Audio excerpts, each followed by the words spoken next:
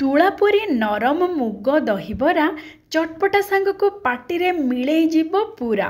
ପ୍ରସ୍ତୁତି ପ୍ରଣାଳୀ ସହଜ ଭାରି, ମାତ୍ର 10 ମିନିଟ୍ ଭିତରେ ହେବ ତିଆରି। ଦର୍ଶକ ବନ୍ଧୁ ସମସ୍ତଙ୍କୁ କରୁଛି ମୁଁ ପ୍ରଣିପାତ। ମା ଗେଲୁ ହାଣ୍ଡିଶାଳକୁ ଆପଣମାନଙ୍କୁ ବହୁତ ବହୁତ ସ୍ୱାଗତ। ସବୁଠୁ ସହଜ ତୁଳାପୁରୀ ନରମ ଚଟପଟା ମୁଗ ଦହିବରା ଆସନ୍ତୁ କରିବା ପ୍ରସ୍ତୁତ। ଦର୍ଶକ ବନ୍ଧୁ ଆପଣ ମାନେ ଦହିବରା ବିରିରେ ବରା ପ୍ରସ୍ତୁତ କରିକି ତ ନିଶ୍ଚୟ ଖାଇଥିବେ, କିନ୍ତୁ ଏମିତି ଥରେ ମୁଗରେ ଦହିବରା ପ୍ରସ୍ତୁତ କରନ୍ତୁ, ପୁରାପୁରି ସ୍ୱାଦିଷ୍ଟ, ପୁରା ତୁଳା ପରି ନରମ ରହିବ। ଆଉ ସବୁଠୁ ବଡ଼ କଥା ହେଲା ଆମେ ପୁରାପୁରି ଆଜି ମୁଗ ବରାକୁ ନ ଛାଣିକି ପ୍ରସ୍ତୁତ କରିବା ମାତ୍ର 5 ମିନିଟ୍ ଭିତରେ। ତେବେ ଆସନ୍ତୁ ଆଜିର ପ୍ରସ୍ତୁତି ଆରମ୍ଭ କରିବା। ଏଠି ଆମେ ନେବା ଗୋଟେ ଗିନା ମୁଗ ଡାଲି। ଏଠି ମୁଗ ଡାଲି କଞ୍ଚା ମୁଗ ଡାଲି ନେବେ, ବିଲକୁଲ ଭଜା ମୁଗ ଡାଲି ନେବେନି। କଞ୍ଚା ମୁଗ ଡାଲି ଗୋଟେ ଗିନାକୁ ଆମେ ପ୍ରଥମେ 2 ଥର ଭଲ ଭାବରେ ଧୋଇଦେବା। ଧୋଇ ସାରିବା ପରେ ପାଣି ଦେଇକି ତାକୁ ଘୋଡ଼େଇକି ମାତ୍ର 1 ରୁ 2 ଘଣ୍ଟା ପାଇଁ ବତୁରିବାକୁ ଛାଡ଼ିଦେବା। କାହିଁକି ନା ମୁଗ ଡାଲି ବହୁତ ଶୀଘ୍ର ବତୁରି ଯାଏ। ମାତ୍ର 1 ଘଣ୍ଟା ଭିତରେ ଦେଖନ୍ତୁ ମୁଗ ଡାଲି କେତେ ବଢ଼ିଆ ଭାବରେ ବତୁରି ଯାଇଛି। ବିରି ଡାଲିକୁ ବତୁରିବା ପାଇଁ ଟିକେ ଅଧିକ ସମୟ ଲାଗେ, କିନ୍ତୁ ମୁଗ ଡାଲି ବହୁତ ଜଲ୍ଦି ବତୁରି ଯାଏ। ତେଣୁ ଆପଣମାନେ ଯଦି ଚାହିଁବେ କେତେବେଳେ ଦହିବରା ପ୍ରସ୍ତୁତ କରିବା ପାଇଁ, ଏମିତି ମୁଗର ଦହିବରା ବହୁତ ଜଲ୍ଦି ପ୍ରସ୍ତୁତ ହେଇଯିବ। ଏଠି ଦେଖନ୍ତୁ ମୁଗ ଡାଲି ଭଲ ଭାବରେ ବତୁରି ଯାଇଛି। ଏବେ ମୁଗ ଡାଲିରୁ ସବୁ ପାଣିକୁ ଆମେ ବାହାର କରିଦେବା, ଆଉ ପୁରାପୁରି ଚିକଣ କରିକି ବାଟିଦେବା। ଆଉ ଯେତେବେଳେ ବାଟିବେ ମନେ ରଖିବେ ବିଲକୁଲ ପାଣି ଦେବେନି।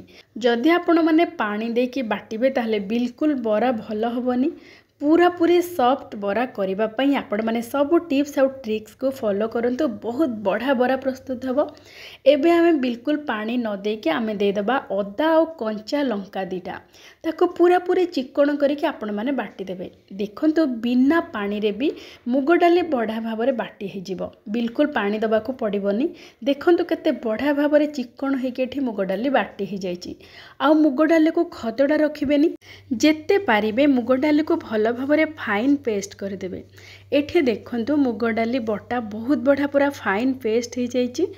ଏବେ ଆମେ ତାକୁ ଗୋଟେ ପାତ୍ରକୁ କାଢ଼ିଦେବା, ଆଉ ଲଗାତାର ଗୋଟେ ଡିରେକ୍ସନ୍ କରିକି ମାନେ ଗୋଟେ ପଟକୁ ଆମେ ଏମିତି ଫେଣ୍ଟିବା 5 ମିନିଟ୍ ପାଇଁ। ମାତ୍ର 5 ମିନିଟ୍ ଫେଣ୍ଟି ସାରିବା ପରେ ଏଇ ମୁଗ ବଟା ବଢ଼ିଆ ଭାବରେ ପୁରାପୁରି ଫ୍ଲପି ଆଉ ଲାଇଟ୍ ହେଇଯିବ, ପୁରାପୁରି ହାଲକା ହେଇଯିବ, ଯାହା ଫଳରେ କି ଆମେ ଯେତେବେଳେ ପ୍ରସ୍ତୁତ କରିବା ବରା ଭିତରୁ ପୁରା ସ୍ପଞ୍ଜି ଆଉ ସଫ୍ଟ ରହିବ। ଏବେ ଦେଖନ୍ତୁ ଆଗ ଅପେକ୍ଷା ମୁଗ ଡାଲି ବଟାର ରଙ୍ଗ ଟିକେ ବଦଳି ଯାଇଛି, ବଢ଼ିଆ ଭାବରେ ପୁରା ନରମ ହେଇଯାଇଛି। ଏବେ ଆମେ ସେଥିରେ ଦେଇଦେବା ସ୍ୱାଦ ଅନୁସାରେ ଲୁଣ, ଆଉ ଅଳ୍ପ ଟିକେ 2 ଚିମୁଟା ଆମେ ପକାଇବା ଖାଇବା ସୋଡ଼ା, ଯାହାଦ୍ୱାରା କି ଆମେ ଯେଉଁ ବରା ପ୍ରସ୍ତୁତ କରିବା ପୁରାପୁରି ଫୁଲା ଫୁଲା ବା ପୁରାପୁରି ନରମ ହେଇକି ପ୍ରସ୍ତୁତ ହେବ। ଏବେ ଆମେ ଲୁଣ ଆଉ ଖାଇବା ସୋଡ଼ା ଦେଇସାରିବା ପରେ ଆଉ ଟିକେ ଭଲ ଭାବରେ ଗୋଳେଇ ଦେବା। ଯେହେତୁ ଆମେ ଆଜି ବରାକୁ ଛାଣିବାନି, ଆମେ ଆପେ ପ୍ୟାନ୍ରେ ପ୍ରସ୍ତୁତ କରିବା। ଆପେ ପ୍ୟାନ୍ରେ ଅଳ୍ପ ଟିକେ ତେଲ ଲଗାଇଦେବା। ମାତ୍ର 1 ଚାମଚ ତେଲକୁ ଭଲ ଭାବରେ ସବୁ ମୋଲ୍ଡରେ ଲଗାଇଦେବେ। ତାପରେ 1 ଚାମଚ ସାହାଯ୍ୟରେ ଆପଣମାନେ ଏଇ ମୁଗ ବଟାର ଆମେ ଯେଉଁ ପ୍ରସ୍ତୁତ କରିଛେ ବ୍ୟାଟର, ସେଇ ବ୍ୟାଟରକୁ ଅଳ୍ପ ଅଳ୍ପ କରିକି ଏଇ ଆମର ଆପେ ପ୍ୟାନ୍ର ମୋଲ୍ଡରେ ଦେଇଦେବା। ଆଉ ଯେତେବେଳେ ଏଇ ବ୍ୟାଟରକୁ ଦେବେ ପୁରାପୁରି ଭରି କରିକି ଦେବେନି, କାହିଁକି ନା ଏଇ ମୁଗ ବରା ବଢ଼ିଆ ଭାବରେ ଫୁଲିଯିବ, ପୁରାପୁରି 2 ଗୁଣ ହେଇଯିବ ଫୁଲିକି। ସେଥିପାଇଁ ଆପଣମାନେ ଅଧାରୁ ଟିକେ ଅଧିକ ଯେମିତି ମୋଲ୍ଡରେ ଭରିବ ସେତିକି ବ୍ୟାଟର ଦେବେ, ପୁରାପୁରି ଫୁଲ୍ କରିବେନି। ଏବେ ଦେଖନ୍ତୁ ଆମେ ଏମିତି ସବୁ ମୋଲ୍ଡରେ ଅଳ୍ପ ଟିକେ ଟିକେ 1 ଛୋଟ ଚାମଚ ଲେଖେ ଆମେ ଏମିତି ବ୍ୟାଟର ଦେଇସାରିବା ପରେ ଟିକେ ତାକୁ ଟ୍ୟାପ୍ କରିଦେବା, ଯାହାଫଳରେ କି ବରା ପୁରା ସାଇଜ୍ରେ ପୁରା ଗୋଲ ଗୋଲ ହେଇକି ପ୍ରସ୍ତୁତ ହେବ। ଏବେ ଆମେ ଘୋଡ଼େଇକି ରଖିଦେବା 2.5 ମିନିଟ୍ ପାଇଁ ପୁରାପୁରି ଲୋ ଫ୍ଲେମ୍ରେ। ପ୍ରଥମେ ଲୋ ମିଡ଼ିୟମ୍ ଫ୍ଲେମ୍ କରିଦେବେ, ତାପରେ ପୁରା ଲୋ ଫ୍ଲେମ୍ କରିକି 2.5 ମିନିଟ୍ ପର୍ଯ୍ୟନ୍ତ ଛାଡ଼ିଦେବେ। 2.5 ମିନିଟ୍ ପରେ ଆପଣମାନେ ଢାଙ୍କୁଣୀ କାଢ଼ିଦେବେ। ଆକୁ ଘୋଡ଼େଇକି କରିବେ, ଯାହାଫଳରେ କି ବହୁତ ବଢ଼ିଆ ହେଇକି ଫୁଲିବ। ଦେଖନ୍ତୁ 2.5 ମିନିଟ୍ରେ କେତେ ବଢ଼ିଆ ଭାବରେ ଗୋଟେ ପଟ ହେଇଯାଇଛି। ଏବେ ଓଲଟେଇ ଦେବା, ଆଉ 2.5 ମିନିଟ୍ ଏମିତି ଘୋଡ଼େଇକି ଛାଡ଼ିଦେବା। ଏମିତି ସମୁଦାୟ 5 ମିନିଟ୍ ଭିତରେ ପ୍ରସ୍ତୁତ ହେଇଯିବ ଆମର ପୁରାପୁରି ନରମ ଆଉ ତୁଳା ପରି ମୁଗ ବରା। ଆଉ ବହୁତ ବଢ଼ିଆ ସ୍ୱାଦିଷ୍ଟ ଲାଗିବ। ଆପଣମାନେ ଏମିତି ଖାଲିରେ ବି ଖାଇପାରିବେ। किंतु जेहेतु आमे आज दहीबरा प्रस्तुत करवा से आमे कड़े नहीं जावा पानी स्वाद अनुसार लुण आउ अल्प टिके दबा हेंगु जार कि बास्ना और स्वाद बहुत बढ़िया रहिबो। एई पानी को आमे हेंगु लुण पकिकी भल भाव मिसई सारिबा परे आमे जो मुग बरा प्रस्तुत कले मात्र 5 मिनिट भितरे आपे पैन रे से बरा सबू को आमे पानी रे पकेदबा जो लुण आउ हेंगु पानी रे पकेदबा।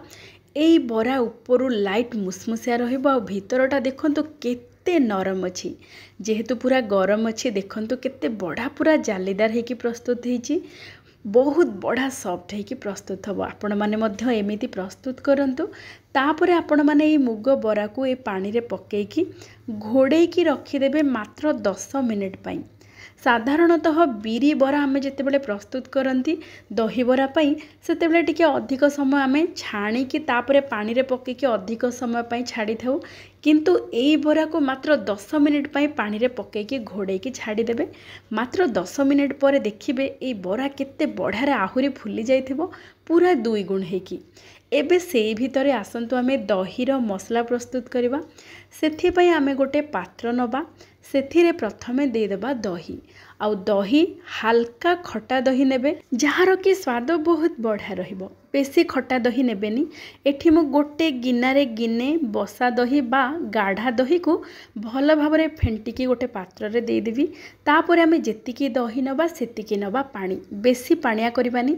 दही आ पानी को भल भावरे फेंटी सारिबा परे आमे दबा स्वाद अनुसार लुण कला लुण टिके चटपटा स्वाद पाई आउ गोटे चामच भजा जीरा लंकार गुंड आउ धनिया पत्र आउ पुदीना पत्र को पूरा गुंड करके काटिके टिके पकई दबा भल बास्ना पाई। ता सहित आमे दबा कंचा लंका आउ अदार छेचा।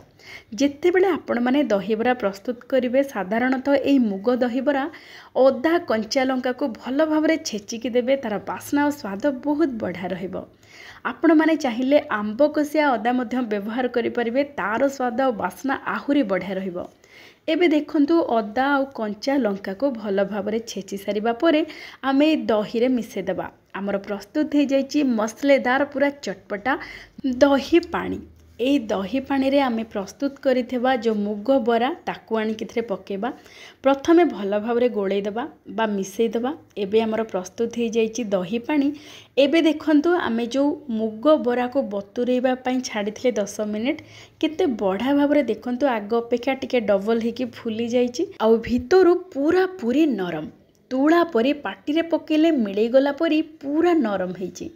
एबे आमे कोन करबा ना एई बरा सबू को हल्का हल्का चापिकी लुण पानी रू बाहर करदेबा। एठी देखंतु केते बढ़ा भावरे पूरा भीतर जालीदार हो नरम हेची। देखिकी आपण माने जानी पारुथिबे एई बरा पूरा तुला परी नरम। एबे आमे बरा सबू को बाहर करके लुण पानी रू आमे जो दही पानी प्रस्तुत करथिले मसलेदार दही पानी से दही पानी रे पकई देबा। आपण माने थरे एमिति दही बरा प्रस्तुत करंतु देखिबे बिरीर दही बरा को भी भूली जिबे एते स्वादिष्ट आउ एते नरम हेकी लागिबो। आउ जेहेतु आमे याको छाणुने बहुत हेल्दी भी रहिबो ता सहित आपण माने बहुत कम समय भितरे प्रस्तुत करि परिबे। मात्र 5 मिनिट भितरे एई सब बरा को प्रस्तुत करिके तापरे आपण माने लुण पानी रे पकई सारिबा परे एमिति मसलेदार दही पानी रे पकई देबे। आउ दही पानी रे देखंतु आमे सबु मुग बरा को पकई सारिबा परे गोटे चामच साहाय्य हल्का हल्का टिके दबे देबा जहा फल रे कि जो दही पानी आमर ए मुग बरा भीतर को पूरा पूरी सोक करि जिवो आउ दही पानी रे बढ़ा भाबरे बरा सब पूरा बुड़ी की रहिबो। एबे देखंतु केते सुंदर देखा जाउची पूरा फुला फुला मुग बरा। एबे आमे ता ऊपर टिके पूरा चुन चुन करके काटिकी पकईदेबा भृसंग पत्र किछि धनिया पत्र किछि पुदीना पत्र किछि ता सहित किछि भजा जीरा लंका गुंड आउ नाली लंका गुंड आउ कंचा लंका को चिरिकी आपण माने एमिति पकईदेबे सजेबा पई। एतिकी करि सारिबा परे आपण माने घोड़े की 10 मिनिट पई छाड़ी देबे। 10 मिनिट परे पूरा पूरी खाइबा पई प्रस्तुत हे जिवो। एबे देखंतु हमर प्रस्तुत हे जाईची मुग दही बरा। एमिति आपण माने मुग दहीबरा प्रस्तुत करंतु। आपण माने चाहिए एई दहीबरारे आलुदम घुगुनी मध्य खाई परिबे, बेस स्वादिया लागिबो। एमितिरे भी आपण माने केवल दही पानी आउ एई बरा सहित खाई परिबे, बढ़िया लागिबो। एबे आमे गोटे पत्र ठोलारे नै जिबा किछि बरा, ता उपरे दे दबा किछि दही पानी। जदि चाहिए कंचा लंका को चकटिकी दही पानी मध्य उपरे दे पारिबे, आहुरी स्वादयुक्त होइकी लागिबो। ता उपरे टिके भजा जीरा गुंड आउ टिके धनिया पत्र पुदीना पत्र कटा आउ किछि छणा सेव देखिकी आपण मानक पाटिरो निश्चय लाळ गड़िबणी। आपण माने मध्य एमिति प्रस्तुत करंतु, खांतु। आजिर प्रस्तुति केमिति लागिला निश्चय जणेबे। आजि पई एतिकी। जय जय जगन्नाथ।